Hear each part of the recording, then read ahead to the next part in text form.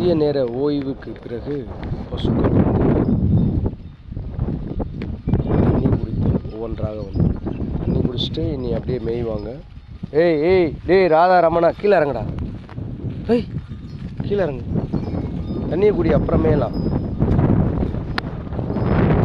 தண்ணி குடிச்சிட்டு அப்படியே மேலே மேய்ச்சிட்டு அப்படியே நேராக கோசாலைக்கு போயிடுவாங்க. ஒரு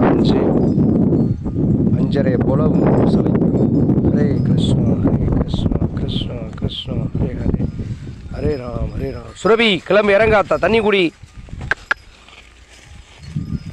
ஹரே கிருஷ்ணா ஹரே கிருஷ்ணா கிருஷ்ணா கிருஷ்ணா ஹரே ஹரே, ஹரே ராம் ராம ராம ஹரே.